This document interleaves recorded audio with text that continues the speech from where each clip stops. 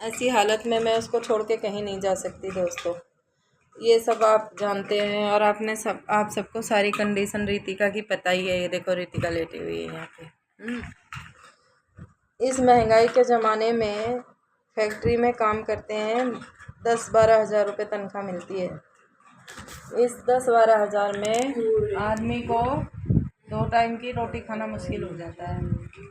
इसने कभी हमारी मदद नहीं करी, जबकि ये दिल्ली पुलिस से रिटायर था और बोलो तो धमकी देता है कि जा क्या कर लेगी तू मेरा। ठीक है, इसने हमें किसी तरीके की हेल्प नहीं करी। इसकी लड़कियां हैं वो मिनट मिनट की खबर लेती हैं कि इसके घर में क्या हो रहा है। भगवान अगर किसी को बहन दे रहा है ना, तो बहन ऐसी होती हैं जो अपने भाइयों को ये सोचती हैं हमारे भाई बढ़ें और ऊंचे जाएं, हमारे भाई सुखी रहें।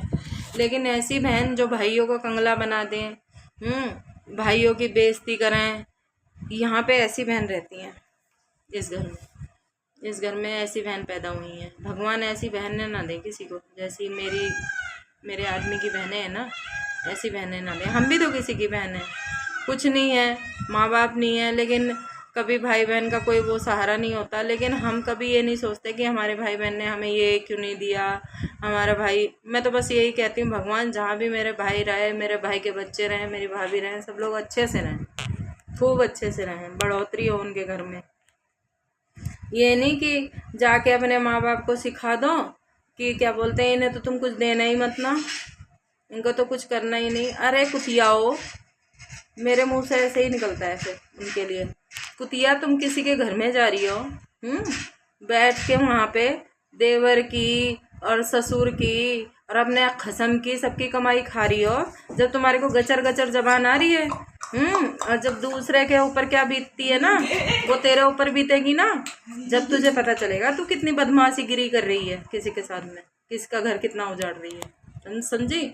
मैं इस चीज़ को कभी समर्थन नहीं कर रही हूँ कि मैं भी किसी की बहन हूँ।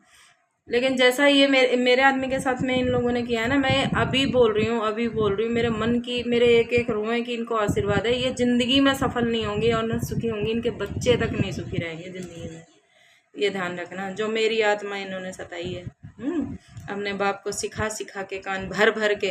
और एक लड़का इसका जनकपुरी में रहता है, छोटा वाला, और वो भी बहुत बदतमीज है। वो भी दारू पी के मेरे ऊपर हाथ उठाना, बदतमीजी करना। ये सोचते हैं कि इनके माँ बाप का तो कोई सहारा है नहीं, इनके माँ बाप नहीं है ना, तो इनके साथ जो मर्जी वो करो। ऐसा नहीं है, इस दुनिया में और भी बहुत सारे लोग रहते हैं, उनके भी घर में बहन बेटी है, कोई तो मुझे देख रहा होगा ना, कोई तो मेरी सपोर्ट करेगा ना।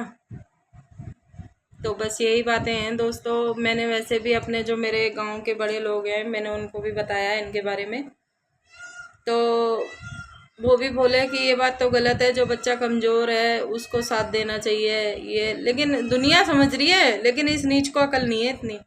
मेरी सास आती थी ना मेरे घर पे, तो वो कभी कोई बात कह देती थी, तो कहते हैं वहाँ जाके मेरे देवर और मेरी नंद और ये बुढ़ा कि तुम वहाँ जाके क्यों बताती है उन लोगों को।